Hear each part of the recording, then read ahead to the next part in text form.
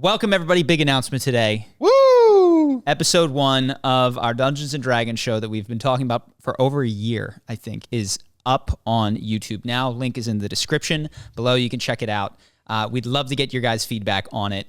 Good, bad, ugly, all of it is extremely, extremely helpful to us. We're trying to make this as good as it can be, and we actually rushed to get this first episode out because we need feedback. One of the things I told you that I'll tell the audience is a mistake that I made this go around is I've been kind of like a stand-up comedian that writes his entire set. Yep. That writes his entire set and then takes it on the road, rather than the stand-up comedian that gets a bit, goes out and performs in a small bar, gets feedback, workshops it. We did the whole season. Yeah. And now we're getting our first iteration of feedback, which was a tactical error in trying to get better at any skill. But we are here. We appreciate any feedback you have, and we do this because we're actually shooting for season 2 in 2 weeks. And so we really, really would love to know what we could do better to make this a more fun show to watch. We're committed to making it good, and we're super excited. Yeah. I would also say for the show, my initial thought with the show was, like the podcast, you can just show up, and the DM, who's really good, I think our DM is excellent, will do the work involved in making it good. And upon watching it and watching other shows, it's like, oh no, there are things to do as a player to make it better. So I've been doing my own little mini breakdowns of D&D players, but I didn't do it before season 1. So season 2, I think will have a very different energy from the players. And you might do a breakdown of some of the DMs for potentially the Brendan actual channel. Mulligan, for Charisma on Command. So for those of you who know him, he's a fantastic storyteller. He's probably one of the best improv comedians that I've seen. He's my favorite person in the D&D circuit, which is why I'm considering doing him. I don't think it's going to necessarily smash like a Tommy Shelby video, but I think it will be fun and that there's a lot to learn. I think he's very, very good at being a good storyteller, making a good first impression, captivating people, instantly conveying a strong thin slice. So we'll see. I have no idea what the content will be, but I'm noodling on it for Charisma on Command. Not totally related, but we might have talked about this. If we did, let me know. The student loan forgiveness reassignment, depending on how you want to call it, is being discussed again. Not just that. Did we talk about, I was just thinking through the philosophy of taxes and why they exist and what is a good reason for taxes to exist, what is a bad reason for them to exist. No, I don't think we've done that. So there's a lot of reasons that get brought into it. And one of them is like, well, they can afford it, they should pay. And I wanted to talk about the truths. I haven't thought through it totally, but like the truths and limits of that. I think there's a degree to which if you have an extremely wealthy person and an extremely poor person, to the degree they don't have water, even if the wealthy person earned that somehow totally by themselves and the poor person has earned their position, they started out in a fantastic, middle-class place and like earned that themselves, that you still want a floor that you cannot dip past, and that is taken from the ceiling. And that would be fine. What I do see is that you've got, middle and I'm sure lower, but like people who have incurred tens of thousands of dollars of loans and got to have 4 years of college, which is not the lowest class rung of society. Yeah. Well, this is my problem. This is my problem with forgiving student debt. It's just, we've talked about this.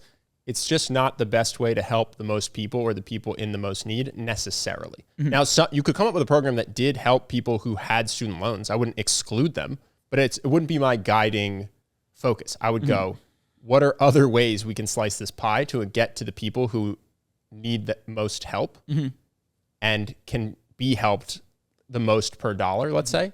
And then I would just help those people. And if some of them had student loans and some of them didn't, some were high school dropouts and some I don't think that that's a good way to allocate dollars, but I'm not trying to cut them out of the pie. It just wouldn't be my guiding principle. Yeah.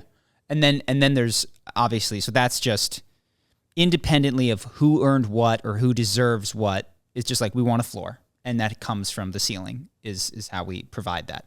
Then is this long-term good policy? So some people argue that like if you pay off these student loans, that then they'll go be more productive members of society, start businesses, won't have to do more of a drudgery. Utilitarian for that society argument. So you're saying what's the best thing for the United States going forward into the future? Yeah. So this to make the country the best. This is an argument that doesn't require them to be like totally destitute. This is the argument for I guess, hedge fundies having to not pay full taxes on things. Like, well, then they invest more money into the economy, and that's good for everyone. For capital gains tax. Yes.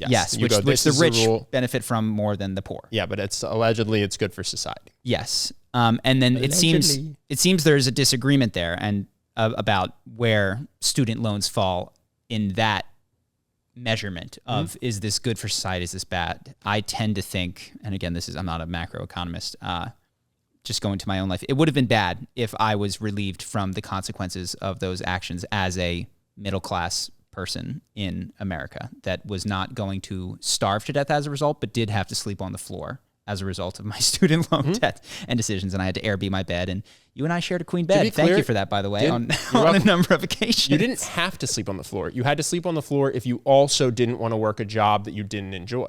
You had a bed. Yeah. The thing is, when people get student loans and then don't want to sleep on the floor and also don't want to work a job that they don't like, and so they go, well, how do I only do things I like, living in the comfort of at least whatever I desire in terms of living alone or living, not having roommates, not having Airbnb, and I don't want to have correct. To pay this I off. could have gone home and there might have been a couch or a bed for just mom been a and consultant, dad. dude. You could have been consultant forever. And you never would have had to sleep on the floor. You could have just done a job you didn't like till your loans were paid off. And to be clear, that one was, it wasn't suffering. I was in a 9-bedroom Victorian house with you had 8 roommates and a bed. Yeah. And you said, I don't want to do this and I don't want to work in consulting. I'll take part-time work, lower pay, and go from bed, 8 roommates, to floor, literally sharing a room with me at that point. Like, you're talking about 8 roommates who you had doors in between, and now you're on the floor with a cot next to a bed. Yeah, but that was a decision that you made, and actually you could have avoided that. That I see that a lot. It's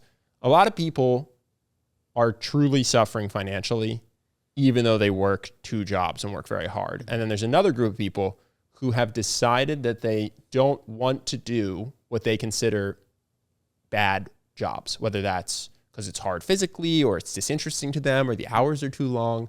And I don't think that those people should be grouped in the same bucket, even though they both have loans. Yeah.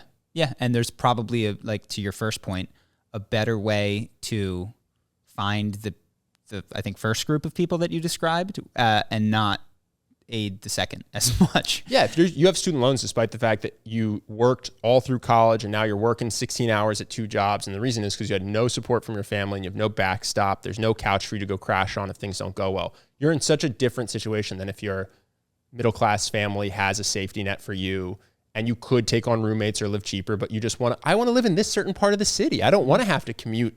I want to be in Santa Monica. I want to be in Manhattan. I don't want to have to be in Hoboken. Yeah. Oh, well, now my bills are too high. Like, that's such a different circumstance than... Well, to be fair, even Hoboken, that was 10 years ago. Lord knows that might be super expensive. But I guess I'm saying there are a lot of people complaining that the system's unfair, and they're in very different circumstances. Yes. Yes, I very much agree. So that was just a thought, because I saw a lot of, obviously, just comments and discussion, but... unclear philosophy on why these should be covered, and it's like, they have so much, they should help us. Does it benefit me? Yes or no. Step 2, decide my philosophy around this issue based on what the answer to step 1 was. Yeah. And so when I was reading these, I was they can afford it. I was struck by you can afford clean water for people in Africa, and I truly do believe that probably most Americans have, not illegal, but have a moral obligation to ask themselves sincerely if they should give a considerable portion of their income to people that are truly destitute around the world. I'm also all for student loan reform. Mm-hmm. Now, the thing is, if you just wipe all the existing student loans clean and you don't do anything to change the system, you'll just have the same problem in the future. But just because I don't think this is the best way to allocate money necessarily doesn't mean that I think there shouldn't be things like, hey, maybe you're allowed to go bankrupt on your student loans 100%. And your parents aren't responsible. How weird is it that a bank will loan you money because they know that someone else has to bail you out? But that's not how it works in business. That's not how it works once you're over 18 and an adult. It's not dischargeable via death. Yeah. So what if we just made student loans like anything else, where you go and you say, hey, can I get a student loan for Harvard? They go, what are you going to major in?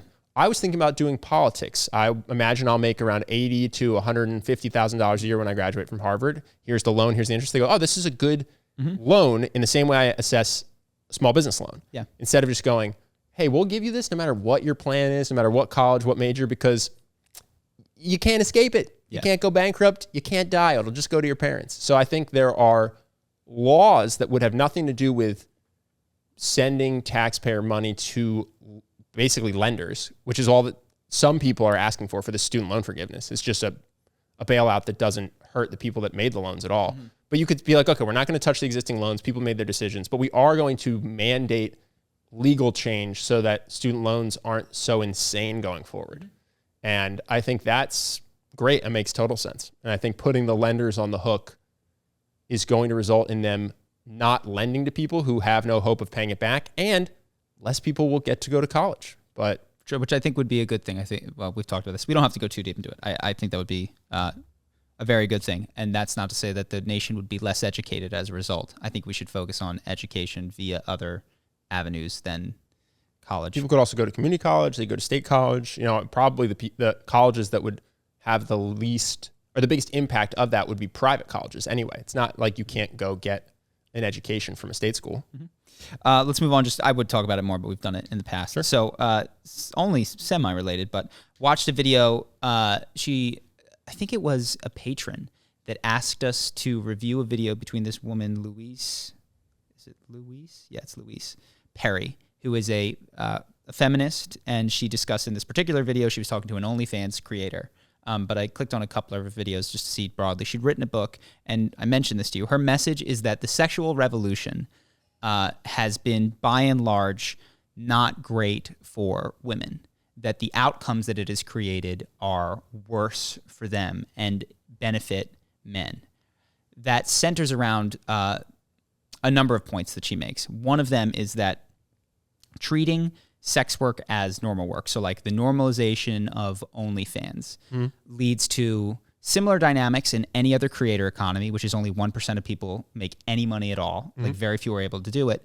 But the social stigma of having done OnlyFans or being considered, fill in your pejorative of choice, will follow women around farther, decrease their chances of finding a partner with whom they feel very happy, and that you cannot culture away that biological preference that men have for, on average, for chaste women, or more chaste women compared to you can't society that away. You don't think? That's her argument. Well, okay. There's different kinds of OnlyFans. There's an OnlyFans where you hook up with a different person every week on camera, or every day, or every hour. But there's also, I will, sit in a bikini.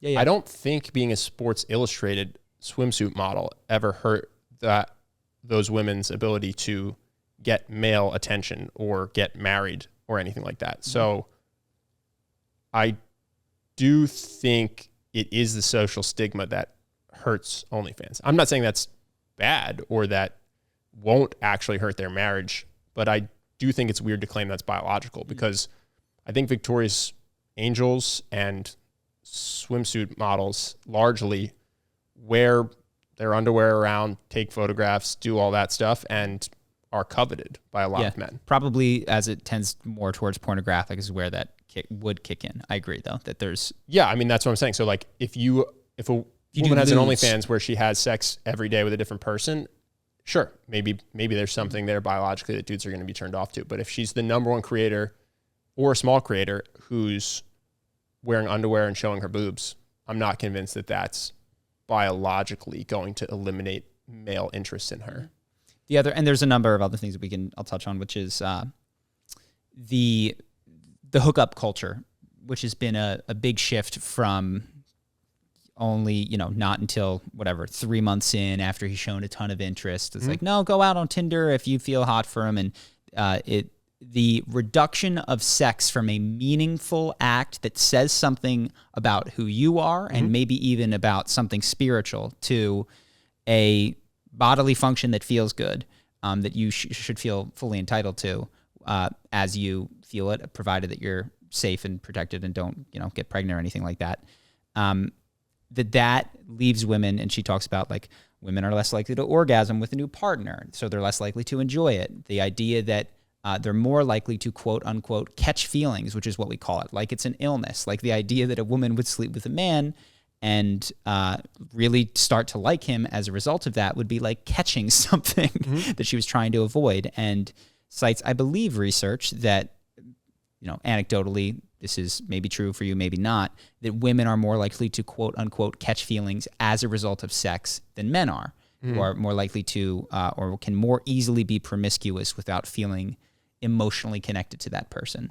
And she just kind of goes through this list of things and says that what appears to be freedom is actually this social push towards behaviors that don't make women happy.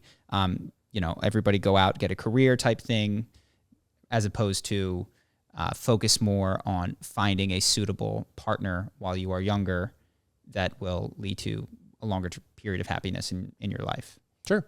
I wouldn't say that that's unique to this issue or to women, though. Like you're saying there's an area in society where there's a push to do things that ultimately don't make you happy. This is also the entire consumerism cycle. This is anyone who owns a luxury good. Yeah. This is. Well, I guess she's pointing out that, because consumerism's kind of old hat now, she's pointing out like, oh, this thing that everybody says is good that we need more of, which is like more sexual liberation, more free the nipple, more this, will not lead to increased happiness, which I think is an interesting take if I don't fully agree with. I don't know. I mean, if there was a way to get data on it, I'm open to either one. I think it's possible, but I also think people would say that to men as well. Yeah. That's Jordan Peterson's whole argument is that the pursuit of casual sex is ultimately like corrupts your soul. And if you think you're enjoying this, you're wrong type thing. So I don't know.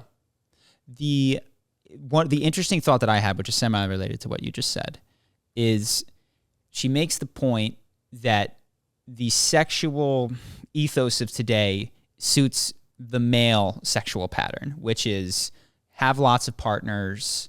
And again, this is like urban ethos. It's not necessarily true all across the United States of America, but it's increasingly becoming true in urban centers.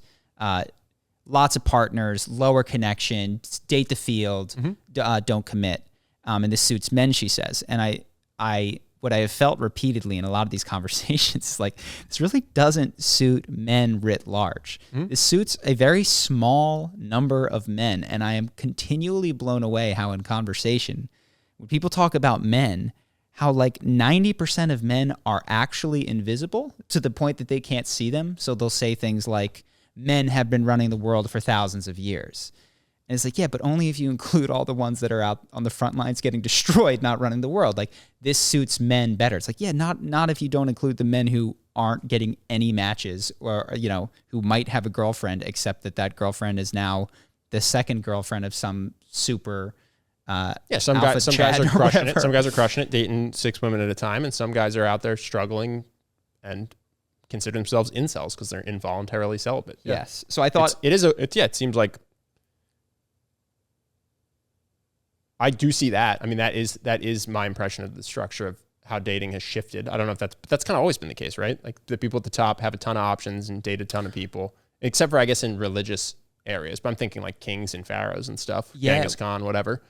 So yeah, you have people at the top with their harems, voluntary or otherwise. In this case, they're voluntary harems. And then you have the guys struggling to find anyone who will date them. And then you have the people in between who have the quote unquote regular 5 to 7 sexual partners in their lifetime before they get married. Well, she makes the point, which I believe is well established, maybe I'm wrong, that monogamous cultures that like arose as a result of Christianity are more peaceful on average than polygamous cultures, because you don't have all of these frustrated single men running around starting wars. They have as Jordan Peterson would say, a civilizing influence in their life in the form of a girlfriend that fewer people are socially capable of having harems. You're just not allowed. What's her evidence that this is worse for women? There are studies that she says for reported happiness, or just doesn't meld with her view of evolutionary psychology. I think reported happiness. What does bedrock her argument? She is a very interesting speaker, and I find her compelling. if there are points that I thought were made against her that were solid, some of which you have made. The one that the OnlyFans girl made is that she's like, look, you're telling me that sex work is like not good for me and it hurts me. She's like, I worked in a factory and I could tell you which one sucked at my soul more. It was the factory job. So like, I appreciate you coming in to protect me, but this is not the worst job that I've had, not by a long shot. What kind of OnlyFans is she? I think she has been on OnlyFans. She's been everything from like lewd, but she has been a prostitute before. She has received sex for money, I think, on many occasions, and she received sex for money. Wow, she's desperate. She's so desperate. She has received money for sex on several occasions. Got it. Many, I believe. So she's done much, or if not all, of what you might think of. Got it. Yeah. Because it is, I mean, I have a lot of counter thoughts, which I've kind of already said. The idea that all OnlyFans is created equal is odd. It is massively stigmatized, and I feel that myself. I would have a prejudice against it because of the stigma, but I do recognize that it is kind of random because we do have these things that we hold up as like, oh, wow, your girlfriend's a swimsuit model. Well, where they kind of agreed, which was, I thought, because she's like, I'm not advocating for a ban of OnlyFans. I'm advocating for a social movement against this is wonderful and amazing and everyone should do it. And the OnlyFans girl, she's like, actually, the most dehumanizing experiences I have are not in-person prostitution. They're on OnlyFans. It's like they are reduced to people who send me money in exchange for things, and I am reduced to an object of lust. And that is not how I have felt in the like in-person encounters that I've had, is that there is a human being on the other side. So like actually, and we've talked about how OnlyFans just fetishizes, you know, men are reduced to money and women are reduced to body parts. And you can have the girlfriend experience without her making you go to her in-laws' house. Yeah. Does this author or speaker have a suggested paradigm? I think it is generally... Sorry, go ahead. It's a soft one. It's not crazy. It's like socially, I don't think we should encourage that. And I'm here to just start the social ball of saying, like waiting until, and it's very like standard advice, like don't have sex right away. Wait until a few months in to sleep with a guy to show that he's interested and invested in you. And I think that's solid advice. I think can often, I think many women will wind up with their feelings hurt, especially in LA, if they don't follow that advice. Now, is it always a problem? No. But being cautious there is, I've seen, be a good rule of thumb. These are just broad labels. That's why I asked. Because like the sexual revolution has been bad for women. The question is, which parts? The creation of the birth control pill part? Well, that's what they talk, is that the pill, which is they both agree is amazing and awesome, which is decoupled sex from babies, has had a lot of these behaviors that don't lead to women's higher satisfaction. Casual sex being one of them, because they're less likely to orgasm, rather than spending their 20s, you know, being more chaste and then being with someone for a longer period of time with whom they have a deeper connection. Increased willingness to do something like OnlyFans or sex work as opposed to not doing that. Yeah, I guess the problem is I'm also just going to show my age because I'm basically 35 now. Maybe that's happening to current 22-year-olds, but most of the people I know that I went to college with who were women were maybe sexually promiscuous for a time, you know, briefly, but largely got boyfriends their freshman, sophomore year, and now are married to them. So they like probably had a high school sweetheart they had sex with, or maybe a couple, and then they got on birth control, and then they married the guy that they met at 20. Yeah. Like for my little cohort at University of Pennsylvania, which is its own demographic and whatever, I didn't see a massive push of women who were hooking up with dozens or hundreds of guys and not looking for a boyfriend. They were kind of doing what this person is suggesting, but while also allowing themselves to have some casual sex if they met someone at a party that they were attracted to. But like, I believe it's moved farther towards with the advent of online dating. It might have in the last 10 years, you know, but Yeah, I don't know. I guess I don't have that experience. Also, even when I was on the dating apps and I was matching with people, like you and I both experienced, because we both said, we said to women like, hey, I'm not looking for an exclusive relationship. And a lot of women are totally down for that, but then ultimately would opt out when they met a guy who was. So like I would, hook up with somebody a handful of times. I like them. They like me. They're like, hey, are you sticking to this non-monogamy thing? I go, yeah. They go, okay, I met another guy and he wants to be my boyfriend. So I'm going to go that route. So I don't see this as much, but that doesn't mean that it's not happening. I just don't notice that they're the outliers, the women who are, in their 30s, unmarried, have slept with 100 dudes and regret it. Because I also think that last part's important. If you're 35, you slept with 1,000 people, but you are stoked about it, you wouldn't fall into this category because you would score very highly on a happiness test, right? So it's like, yeah, I don't see it a lot. So I'd be curious if that's actually happening. Yeah. It seems like most people are doing what she says, which is most of the women I know end up in monogamous relationships and marriages. I do think it is decreasing. I do think that the data shows decreases of that traditional behavior with more sexual partners in between, marriage being pushed back, those sorts of things. But I believe that marriage might have made a comeback in terms of not as likely to end in divorce. I don't know the data, so I won't continue to guess. Last thing that I have, did you want to say something more? No, we can get it there. Cool. That I watched a video with Douglas Murray that I thought was interesting, which is that for a long time, the left had these words which they could throw at people that disagreed with them and were just bombs. Racist being the big one. Like it's almost unrecoverable in certain circles if you are accused of being a racist. Yep. You defend yourself, you don't, you're kind of fucked. Yeah. And he argues that the right has now found their own, which is groomer. And I don't know if you see this now, but when trans issues come up, the word groomer is very popular in the comments section. And he makes a point, which is like, look, some people are racist. Some people are groomers. But in both cases, the throwing around of these words to just like absolutely nuke your opponent and force them to explain how they're not, racist or a groomer. Yeah. Just for people who don't know, these are dog groomers. They take care of give dogs haircuts. There's the guys who drive around in the vans. Yeah. They come to your house. Got it.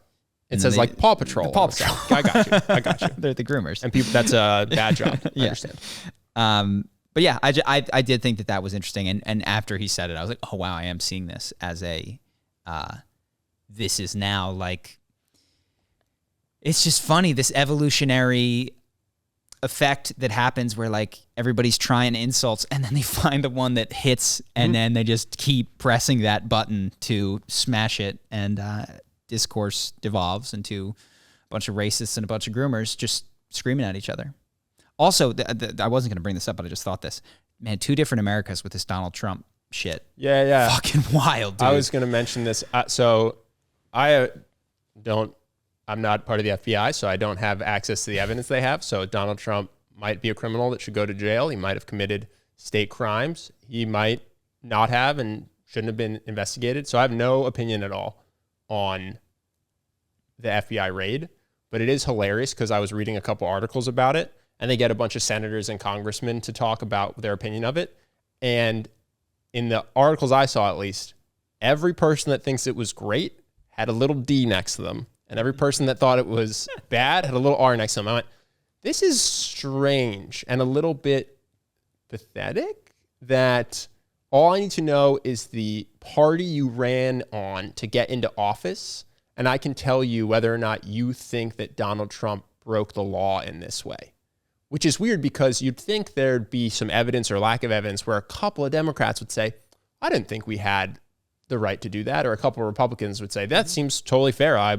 I was happy he was in office, but it does seem like he might have stolen and sold state secrets, so we should probably investigate it. Instead, everyone's just sticking to their team, not at all interested in pursuing the actual truth of the matter. Yeah. But yeah, that was just a thing that I saw was this is either the biggest victory lap of the last political year or the beginning of civil war. Get your guns ready because they're coming for you. He's just in the way, which is what I've seen a lot of people say. It's just so weird. Like, how about this guy might not have done anything or might have done something super illegal, and we'll find out. Depending on his actions, he should be free to run for president or be put in jail. And who you voted for 2 years ago shouldn't weigh in on that. Yeah. It's like, it's pretty wild how predictable someone's opinion on an issue can be just based on what party they're registered for. What else you got? That was just the things that I had for today. Sure. I did my first triple psychedelic sit about 9 days ago. It's a new protocol that I quite liked. It's my new favorite. So again, I'm not saying anyone should do this. Definitely don't break any laws, but in the interest of just sharing my own experience, it was the first time I went in, I did MDMA therapy, and then I had 2 grams of psilocybin and another dose of MDMA. And then sometime later, I did another gram of psilocybin. And then at the end, it was rounded out with ketamine. And I found that the timing of the different substances was really incredible for me. I think from my experience, MDMA is really good at showing you your subconscious mind and your blind spots and the ways in which you may be hurting yourself on accident by carrying things with you that were adaptive from your childhood that don't make sense anymore as an adult.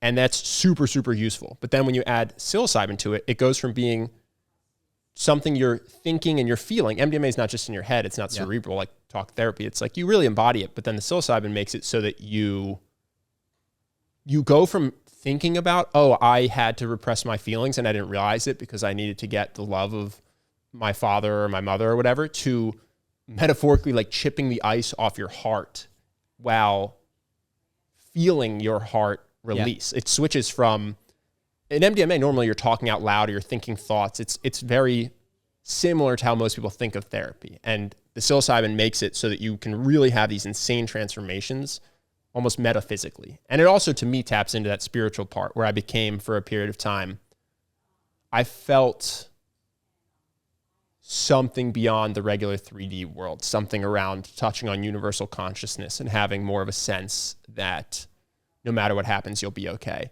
And then normally for me, when so I've done those 2 before, I have a pretty rough come down afterwards where I feel pretty bad.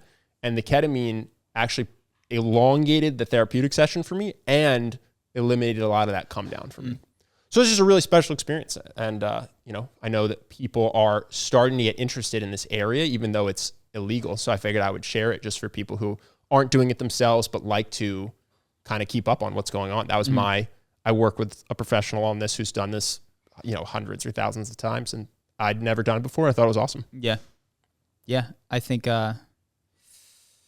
you said, what's funny is you said protocol, but I'm sure this is what happened in your session, is that there's a looseness to it. And I think this is, obviously MAPS has to study it in, you take this pill at this time, we ask you for these 4 questions, and it has to be studied that way in order to pass legal muster. I do think that the real value of these is when you get a highly trained person with lots of experience doing this who can react to the situation. So you guys went in with this option ready for you. Like, maybe we could do all 3. But it wasn't demanded. It was very much like, how is it going?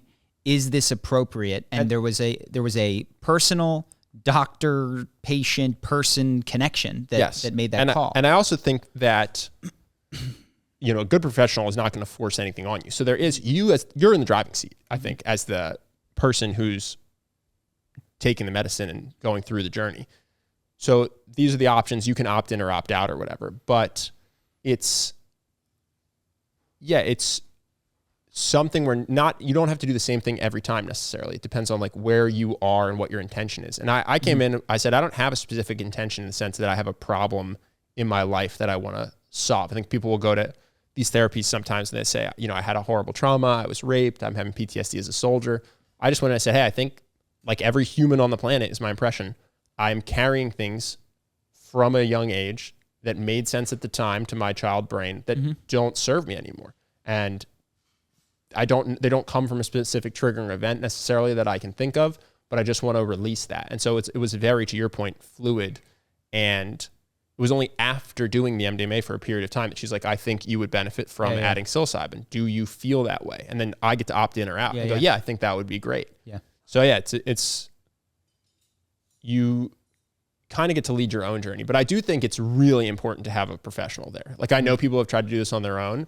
That the thing everybody understates when they're doing their, podcasting or whatever is the importance of the integration and the idea that if you don't have anyone helping you, you can feel very lost or you can feel like you broke your brain afterwards just because you're having incredibly powerful, beneficial, positive thoughts or thought patterns or things that are new to you, but they're scary because they're new to you and you don't know how to deal with them. And no one else, and they often take the form of, they can be hallucinatory. They can be bouts of confusion. They are like ultimately healing, but the form that they take is not one that if you tell your friends who have never done this, they're going to be like, you got to go to a doctor. You could be dying is what they'll tell you. And if you go to a professional who sat with you, they're like, this is awesome. The process is continuing and you are continuing to get insights. And here's some guidance on how you can make sense of this particular confusion that is coming up without like treating it or, that sort of a thing. Yeah. I know someone who went through it recently and first of all, they've been going to therapy for a long time. They have substantial traumas they can point to in a different way than I do. And they said one session was like 10 years of therapy. They had a breakthrough that they have been hoping for and working towards and unable to achieve, and they did it in one session. But then afterwards, they felt disoriented a bit in the timeline because part of the journey was going through their life, basically at the ages that certain traumas occurred. And so then afterwards, they're like, I still feel like that age, and it was very scary. And then they work with the professional, and the professional helps them go, no, this is just your parts just need to catch up. And they have a conversation. All of a sudden, they feel so much better because they go, my brain didn't break. This isn't bad. This is just part of the healing process. And all of a sudden, even when it's happening, they feel totally comfortable with it. But if you don't have that person afterwards to orient you, then it can be very, very scary. Yeah. And I also know people who've done it without guides, and they have been really, really scared and felt like it was not a good time afterwards for a while. So yeah. Bad integration will make a good trip a bad one very quick. But that's my new favorite protocol for now. I continue to research this because I think it's fascinating. The Netflix documentary also came out. I don't know if you've seen it. I've not. Everybody sent it to me. I was like, guys, I'm sold. Yeah. Well, I think it does. I actually watched it and I don't think that it does a great job. So I watched Michael Pollan did it. Michael Pollan's been awesome for the movement. Love what he does. His psilocybin episode I watched spends a lot of time talking about the history of psilocybin. I think it's important though for people. You don't? No, I don't. So I was watching it with somebody who was scared to do psychedelics, but has things that they'd like to let go of. And so I said, let's watch this documentary together. Maybe it'll help you feel at ease. And then I can put you in touch with someone. And yeah, learning that in Mexico 600 years ago, this was a holy plant doesn't really convince anyone that this is safe. In my mind, this documentary's job is to undo the negative propaganda that occurred during the war on drugs, which was falsified. Literally, the MDMA episode is good, and they talk about how people, in an effort to get MDMA banned and made illegal because it was becoming so popular, literally fabricated research. They gave people methamphetamines and then said it was MDMA, and then they photoshopped photos of people's brains to make up symptoms. And this, I think this documentary's job is kind of to take most of society that has fearful, negative propaganda beliefs around psychedelics and help them see, oh, this is healing and therapeutic. So from that perspective, I don't think knowing that 600 years ago it was used as a religious thing for indigenous Mexican people is as helpful as when they did show psilocybin for someone with OCD or PTSD and talk about their trauma and their life beforehand, and then they show you video of the session, and then they talk to the person afterwards. That I think is really powerful, where you go, oh man, this person went and served overseas, fought, came back, and fireworks put him in his closet wearing body armor, paralyzed with fear. And then he did the psychedelic therapy, and now he's largely over it, functioning in society, and a huge spokesperson trying to get other vets to do this because of how helpful it was. That's the thing I think that gets people going, oh, maybe this is for me. Or at a minimum, this isn't for me, but it should be legal. Yeah. I think that's more useful than knowing. When you said history, I was thinking of LSD being a studied for the treatment of alcoholism, being wildly successful, and then being banned. No, that I think is good. Yeah. I'd say that's like the scientific side of the documentary. Yeah. I'm talking about just knowing, oh yeah, you know, so 600 years ago, a long like shamanic tradition exists. The Vikings used this, you know, when they were communing with their god. Like, I don't think this is going to make the 58-year-old lawmaker who grew up under Nixon and Reagan feel more comfortable. To know that the Vikings did this to talk to God. That's like, a little bit, you know, it's funny because that's a section that preaches to the choir, because I do think what often gets people into psychedelics is, I had a breakup, I have a trauma, I have PTSD from war, and they get into it. And then you have these spiritual experiences that are inexplicable, and then you're like, oh my God, the Vikings use this, or the Mexicans. Yes. And then, but it's like, that doesn't persuade someone who just wants to solve their problem. Yeah, especially if your goal is make this. There he goes. Make this socially acceptable so people don't feel a stigma. In the same way therapy used to have a stigma and now doesn't. Like, psychedelic therapy shouldn't have a stigma. So you want to remove the stigma and you want to help make it legal. I don't think that stuff's as helpful as when they bring this woman on. It's a heartbreaking story. She was a rape victim, and then her brother passed away tragically, and then her mom is struggling with the death of her son, and so does a murder-suicide, and so she is a wreck, and she goes on these pills to help her with the depression, and they just mute all her emotions, so she's in a fog, and then she goes and does psychedelics, and it transforms her life. I think that's the stuff that's persuasive. And the MDMA episode is great, but the psilocybin episode just spent a lot of time on stuff that made me think that people maybe haven't figured out what the gating issues are to social acceptance for psychedelics yet. Because it's not a shamanic history. It's track record in religion. Yeah. So the MDMA episode's good. If people are interested in psychedelics and do want to learn, I thought the MDMA episode was really good. One thing it said, 2/3 of PTSD go away with MDMA therapy, which I think is pretty incredible. So it's a shame that this isn't legally available to every soldier and victim of abuse that's struggling with PTSD. Yeah, the thing that I mean, you mentioned this, but I think that these diseases, mental illnesses that we have names for, borderline personality disorder, PTSD, narcissistic personality disorder, to a degree, antisocial personality disorder, that we have like these step functions, like here's society that's not, and then there's people that are, actually occur on a spectrum. Narcissism occurs on a spectrum. PTSD occurs on a spectrum. Go ahead. Can I add to it? Please. A spectrum and overlapping Venn diagrams, in the sense that they're trauma responses. So yours might manifest, because there's a little bit of, well, how can one thing be good for so much PTSD and anxiety and depression? Well, because these are ultimately often trauma responses. And by the way, maybe you didn't even get the trauma. Maybe your parents got the trauma, but then they got the anxiety, and then they just passed the anxiety to you based on constant exposure to how they think. So like, you learn to worry like they learn to worry, because monkey see, monkey do. Yeah. So, this is Gabor Mate. He was a child of a woman who I think escaped the Holocaust. And like, he's like, the whole thing for me is like, I wasn't in the Holocaust, but like, I was a baby with a woman who was terrified constantly. Like, that has impacted my life more than anything I can remember has impacted my life. And I've only come to learn that in my older ages.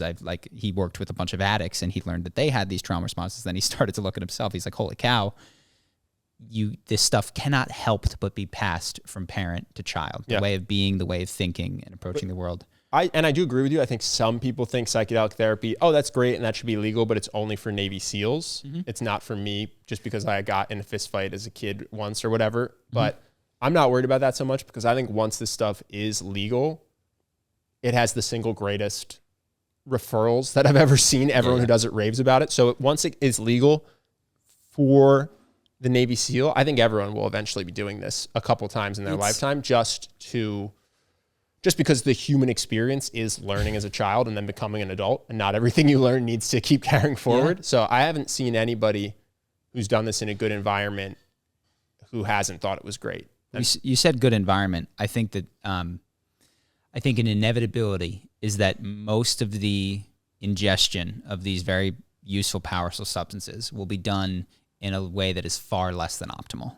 You know what I mean? Like, I think that you will find lots of people who sling pills, basically. You know what I mean? Yeah, yeah. Go put promise integration and don't offer it. Put an eye mask on in your home. Listen to binaural beats in your home. Take this substance. Talk to our 25-year-old therapist for 30 minutes in order to get a script. Talk to our 25-year-old therapist afterwards. Say that you're doing great. It's not just the medicine. This is why when people write me, they'll write us sometimes. Say, hey, I know you've done psychedelics. I found this website for this company in Mexico. Should I go? I'm like, I cannot tell you. I would say no. Yeah. I can't vouch for this, and I don't think it's just the drinking ayahuasca part. Not even close. That's the healing part. So, yeah, I think unfortunately that is the case. That's also. People get confused because before I did any of this, I did MDMA at a rave.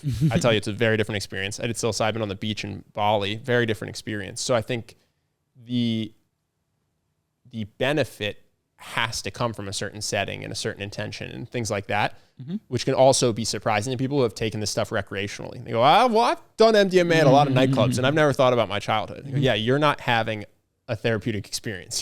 You just happen to be using the same substance to party. There's which is fine. It's just don't think that you know what it's like to do MDMA therapy. So people are talking about tobacco and actually large quantities of marijuana now as having some of the, like, this is occurring in circles. I've not done it. I'm not really called to do it, but I've heard that like smoking a ton of weed gives you a psychedelic experience. It's just interesting, and obviously the way that weed is often used is not that it's had bad outcomes, but is for less than transformational experience is how it's often used. Same thing with tobacco. I'll believe it once they have studies on it. MDMA and psilocybin are being fast tracked by the FDA because they're considered breakthrough therapies. So if they have that for a massive amount of weed, I'll believe it. I'm not going to try it unless I see that, or I have a friend who goes to somewhere and comes back and says it was transformational. I don't believe it at face value necessarily, but it could be true. Yeah. But yeah, I think what's cool about psilocybin and MDMA, you don't just have to listen to dudes on podcasts. It's the federal government is smashing these through at a very, very quick speed because they're crushing it on studies. Yeah. Cool. Anything else you want to say? You want to tell us any your shares about it, or? Well, what I was going to say was shout out to the guy that started MAPS. 50 years ago, when MDMA became illegal, he went and got his PhD in how to legalize a drug. And he wrote his thesis on how to legalize MDMA and then spent 50 years making it happen. That's incredible. I don't know anybody who's stuck so single-mindedly to a goal. Told you that. What about me and D&D? True. It's been over a year, dude. 49 to go. Isn't that wild? Yeah, that's all incredible. Because he wants to be an MDMA therapist, by the way. He says, I can't wait for this to be illegal so I can do what I actually want to do, which is just help people with these substances. I don't want to out him, but he's 100% doing what he wants to do already. There's no question. Yeah. Above board. He wants to just do it above board. Yeah. And I, by the way, I don't have any insider knowledge. I just guess. How could you not? How could you not? I had another thing we talked about related to mental health that I was shocked at. The idea that chemical imbalance theory for depression and anxiety is just a theory. I didn't know that. I looked at the article. It was really long. I couldn't get through it. Yeah, I know. I read a bunch of stuff about it. I'm not saying one way or the other. I just thought it was interesting. Growing up, I just was under the impression that a lot of mental illness is due to bad brain chemistry that you're born with. Just unavoidable, bad luck. Some people are tall, some people are short, some people have blue eyes, some people have brown eyes, and you have a brain that gets depression. And it's just interesting that there's pushback occurring that says that a lot of this, even if there is chemical stuff occurring in the brain, it occurs more as a trauma response than it does as an inevitability. And that a lot of that message was pushed by pharmaceutical companies who benefit tremendously, because when you think of it as a chemical imbalance, it makes total sense. Just for a lifetime, take a pill that regulates your chemicals. Yeah. And this might be true. Like, I'm not saying the theory's been disproven, but I was just shocked. I thought this was like gravity. I thought we were just done with this. Science proved it, chemical imbalance. And so there's been this big pushback where they're struggling to replicate the work that claimed that to be the case. And I thought that was really interesting. There's almost, as I think through it with the physical body, there's, for like massive issues that people have beyond, I need a Band-Aid because I scratched my finger, there's almost no non-participative healing, which means like you can't just go get back surgery and be fixed. You have to rehab. You have to participate. You have to struggle and encounter problems and overcome them through your participation in that process. And when people get that wrong, either by like, I'll take a Prozac and I'll feel better, which I'm sure can help people, but you would be much better served to participate in that process by like getting therapy or doing other sorts of things. I'm also not saying that there aren't some cases where that is true. Again, I don't have a strong opinion that this has been debunked thoroughly. It's what's more interesting to me is the fact that some of the time there's been a misdiagnosis where that isn't the case and people are being told that's what's happening. Yeah. That doesn't mean there aren't extreme cases. I would not make a claim that every single, like if you say you've benefited from Prozac, I'm not here to argue with you. No, same. I just thought it was interesting that that's being revisited. You know, like so many other studies that we grew up thinking were true that haven't been replicated. Yeah. So I thought that was interesting. Cool. Anything else? Yeah, I got a potential sweetheart alert. Did you tell our Russian translator to keep 100% of the money that he makes instead of doing the 50-50 deal? No. Oh, really? Oh, he told me he did. I think he's been keeping 100% of the money. Oh, I told him a long time ago because he was having a hard time. Yeah, with all the Russian-Ukraine stuff, right? Yeah. Oh, yeah. Well, I didn't know that, dude. That's really nice of you. I literally forgot. Yeah, you just gave it. We had a 50-50 deal with the guy that translates our stuff. That's what we do with every foreign language person.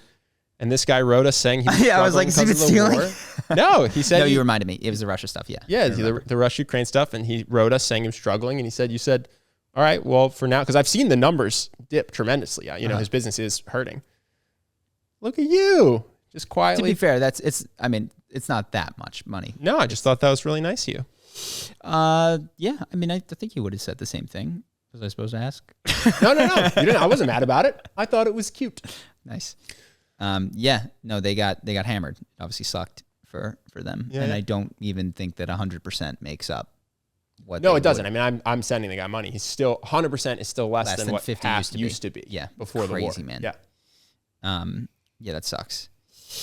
Yeah. Well, he appreciates it. Good. I haven't checked in on a while. Honestly, this is, I don't know if this is, we talked about this. We may in the future sell Charisma on Command. I don't know if we're going to chat about this publicly. It's literally for the first, it was floated before, but this is the first time that I would say I have considered it. You were always more the proponent. And yeah, part of the reason is that I feel, well, one of the things is like, I'm not as engaged. Like you said that, and I totally forgot that like I'd done that. Like I'm not as engaged. I used to like keep better up with like the foreign language channels. How are they doing? What's going on here? I used to have my finger on the pulse of the business much more, and I'm less interested in it. And there is a degree to which like, people would be better off with a more engaged me or replacement me at the helm. You've been obviously doing a lot of the videos. But yeah, that's one of the reasons. And I think we don't know if it's definitely going to happen. I'm not in a rush to sell it if it's not the right offer, but it might happen in the future. I have a conversation today. Do you really? That's why I have to leave. Oh, no kidding. Yeah. Make me an offer I can't refuse. My concern, and I would love feedback in the comments. This will be one of the few times I read the comments if you've made it this far. One of my big concerns that I would have to write against is people. We've built a tremendous amount of good faith, I think, in Charisma on Command. We've sold Charisma University. We used to have a dating product, which we took off because we didn't like it, and Emotional Mastery, which I think is good, but I don't even sell that hard because it's like, I think people need integration basically with this stuff. And so I don't want to push it too hard. So we built a tremendous amount of trust in not slinging crap. Not, there's no crypto products, there's no NFTs, there's no garbage. Like when we say something, it's audible. Yeah. It's like a product that we believe in and use. So I know that one of the things that they see from a financial perspective is the ability to monetize the good faith that we have built with our brand, and a lot of it with my face and name. And I don't know, I'm just curious what people think, because that's probably my greatest fear, is that we sell this to someone. I want to give them control, because truly I no longer want control of this thing. And next thing you know, there's a dating product, but it's not very good. And then there's a work product, but it's not very good. If there's a dating product and a work product that are good, that makes me so happy. Well, I actually do think, I don't think they're going to start slinging VPNs. Yeah. Because it's just not in their best interest. I think if I was taking over, I think the quality is important because that's the whole value of the asset. Otherwise, you're just buying something and then destroying it. Like it won't be good for them. So their own self-interest, I think, will be to have high quality courses. Because if they destroy their reputation of the business, then they won't even have as many people joining Charisma University every month. So I think there is financial alignment there that they just would make less money if they started selling watches and dog food and whatever sponsor came their way. And really the biggest reason that you brought up in the second half of the podcast that we would sell is not, I don't want or need the money in my bank. In fact, I'd prefer to have it in annuity form. Like I'd prefer it drip to me. The reason to sell is because to capture the value of the business, but to then free up the brain power to go do D&D and psychedelics way more seriously and heavily. Right now, this podcast is a side project, but if we left, we could move it increasingly away from politics and news and media and into psychedelics, which is the area that you and I are most interested. Yep. And then D&D and storytelling could take up a bigger role. It has for me. It hasn't for you as much in the last couple of weeks. No, quite the opposite. I can't help you because I'm not only am I doing the job you were doing making videos, I'm also redoing our site, redoing our course. Jimmy emails me and says, hey, we have website issues. I'm now doing more for Charisma on Command than ever. So I can't help D&D. If we sold it, then I could do half of the work for D&D. But we have to, I think what we're likely going to do, and I don't know if we're going to sell, is we're going to put D&D out, get some feedback. If it's super far out, it's like, Ben, don't even worry, we're not even close. Even you doing the work wouldn't make it better. But if it's like, oh, dude, we're about to kick it into gear now, and like having another hand on deck would make a big difference, and there's potentially income to be made from this in the near term, that could change things. So yeah, we're thinking about it. If we do, maybe we'll talk about the sale and our thoughts on it.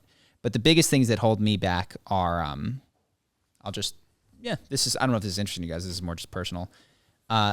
There's a mental heuristic, which is like income feels better to me than fixed dollar amount of net worth. And like, as long as you're spending less than you made this month, it feels good. You feel comfortable. Versus if I got a large lump sum and then started to dip and was at into the it. peak of my net worth, and then that went down, even though like that mentally would actually be more challenging for me to deal with on a day-to-day, month-to-month basis. You know the Tony Robbins anecdote? What?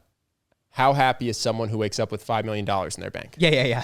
How much did they go to sleep with? They went to sleep with $1 billion, they're miserable. If they went to sleep with $30, they're stoked. Yes. So like that's the... And just so watching it go up versus watching it go down, and this is a go down choice that this makes, unless, all your investments do very well or something like that. That's one. And then the other big concern is my reputation. And I'm fearful of people trading on my good name. I would try to contract against that. But once you give up control, you don't have control. And I've seen these owners of like YouTube and Twitter being like, this is not what this is supposed to be. It's like, bro, you had the chance to not make it this. Like you took the money.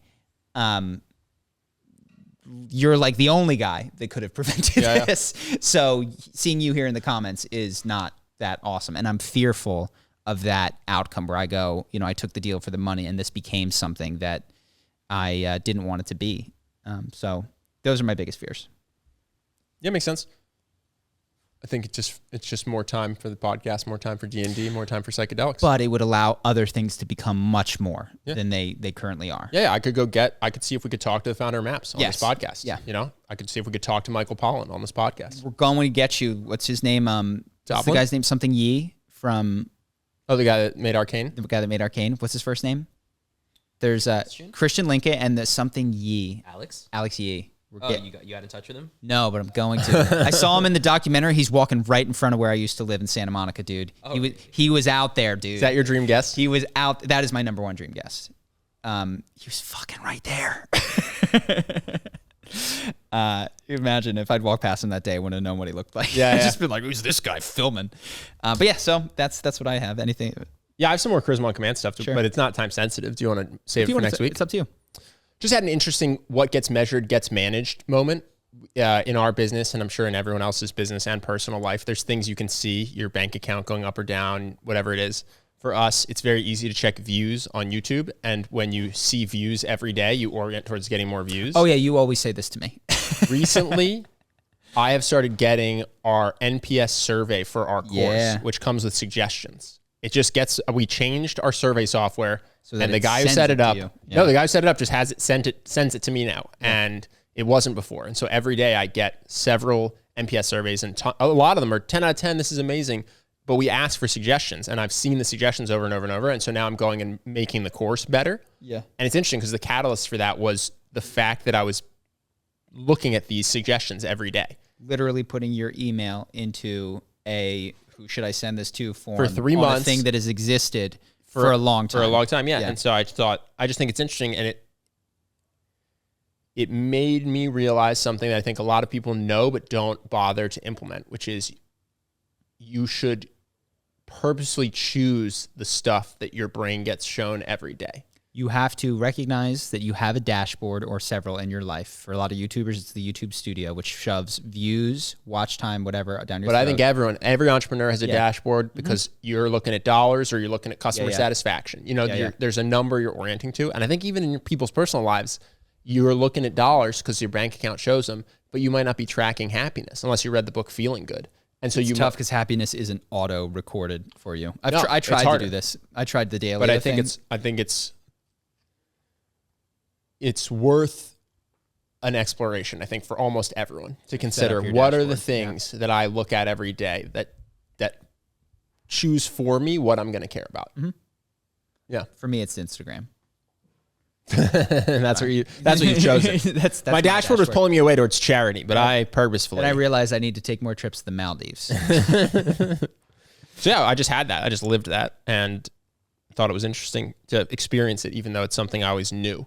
Cool. So there's that. The other thing is I'm looking for stories from people who have gone through Charisma University and have had wins. We found that through all the fancy marketing and all the people that we've ever hired, the number one most persuasive thing is just people hearing from other people. So if you guys feel comfortable leaving a comment or emailing support@charismaoncommand.com or writer@charismaoncommand.com and letting me know how Charisma University impacted you, where you were before and where you are now, you've gotten a raise or a promotion or a new significant other. That stuff is hugely helpful for getting people to follow in your footsteps. And that's hugely helpful for us. So, yeah, and you can announce that next week because more important is my call to action, which is watch our D&D show and come out. You want me to save that? No, you could say it. You just never do 2 calls to action. First line of the description is D&D. You can tell what my priorities are. You're like, hey, it's going to earn us money and like help the business. Like, Yeah, that's also where you spend all your time. Yeah. Charlie spends 100% of his time spending our money. Yes. And I spend 100% of our time trying to rebuild what has been spent. Yeah, I'm the outflow. Yeah. You want to switch it to questions? Sure. Audience questions? Oh, or Patreon, whatever we got today. Do we have any audience questions? Sweet. Yeah, I wrote down one. Cool. So are you guys familiar with the movie The Big Lebowski and the philosophy Dudeism inspired by the Dude?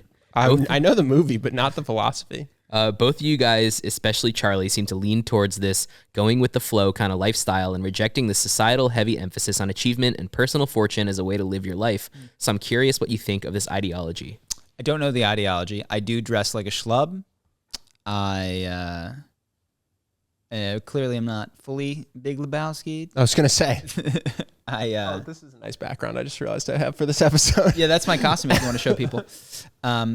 So yeah, I don't know the philosophy too well, but generally the way that you described it, rejecting standard notions of success, I totally subscribe to.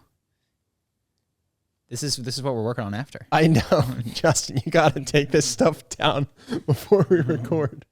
I didn't even notice. That's great. Our Shure sponsorship. I have a bunch of boxes. Yeah, we got Shure and Amazon Prime. Don't show them, man. My season 2 costume. All right. Sorry. I just noticed it. It's a big reveal. Cool. Let's hop over to Patreon. Yep. Beautiful. What do we got? We're going to talk about teachers and concealed carry again. We're going to talk about if it's stupid to hold on to a relationship you think might be beginning to fail. And then beginner improv 101. Cool. If you guys want to join our Patreon, It is the lifeblood of the podcast. It's how we do keep going. Pays Justin. And if you want to see more, quite frankly, we need you guys over on Patreon. So if you want to join, any dollar amount gets you access to every Patreon we've done in the past and this next one, which we're going to cover right now. So to all of our patrons, we appreciate you guys. We'll see you in a moment. To everyone else, thank you so much for watching. And how do you join? I've had multiple people ask me how do they join the Patreon. Click the link in the description, which is, it's got a URL to Patreon. And Justin, is there like a dedicated URL? Yeah, so it's patreon.com/charisma on command, and then there's a card that pops up on the top right of the screen. Bang, bang. Patreon.com/charisma on command. I made it for that originally, and I guess switched over. Cool. I just had people say you guys always talk about Patreon, and I don't know how to join. Nope. Join us. We'll appreciate you guys. See the rest of you over there. Peace.